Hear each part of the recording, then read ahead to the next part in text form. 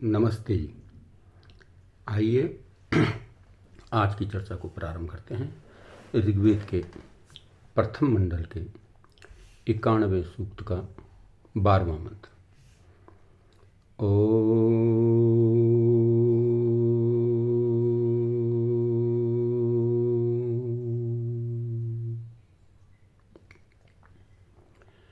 गयस्फानु अमीवः वसुवित्पुष्टिवर्धनः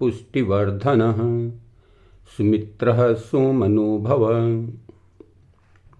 हे सोम, आप गयस्फानः धन, जनपद, प्रजा, सुराज्य के बढ़ाने वाले, अमीवः सब रोगों के विनाश करने वाले, वसुवित पृथ्वी आदि वसुओं के जानने वाले और आत्मा की पुष्टि बढ़ाने वाले हैं।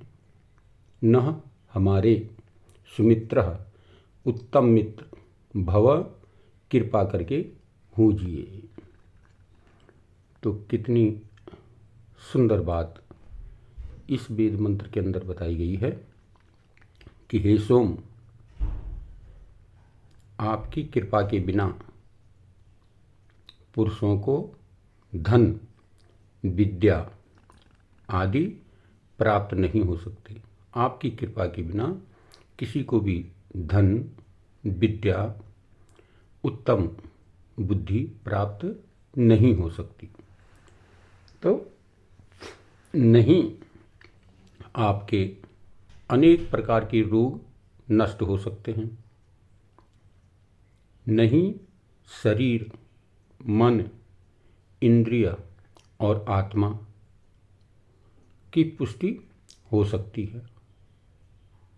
इसलिए हम सबको योग्य है कि इस आप परम पूज्य परमात्मा को ही अपना परम प्यारा सच्चा मित्र बनाएं, जिससे हम सबका कल्याण हो, भला हो, सुख हो। ऐसी कृपा हम पर कीजिए।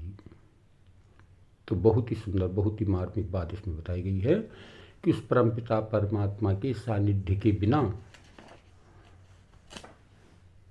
किसी को भी बुद्धि, बल, धन, ऐश्वर्य प्राप्त नहीं हो सकता, अर्थात सुख प्राप्त नहीं हो सकता। यदि हम उस सुख चाहते हैं तो हमें उस परमपिता परमात्मा को ही अपना सच्चा मित्र, सच्चा सखा, सच्चा प्रेमी बनाना होगा। यदि हम उस परमपिता परमात्मा के सच्चे मित्र बन जाते हैं, सच्चे प्रेमी बन जाते हैं, तो फिर हमें सब कुछ प्राप्त हो सकता है।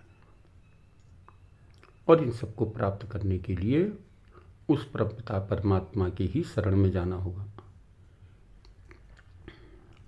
हमें बुद्धि, बल, धन, ऐश्वर्य कुछ भी मांगना है, कुछ भी प्रार्थना करनी है, याचना करनी है, तो हमें इस परमपिता परमात्मा से ही करनी चाहिए।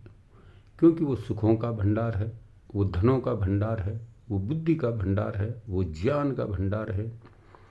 तो हमें सब कुछ उस प्यारे परमपिता परमात्मा से ही प्राप्त करना चाहिए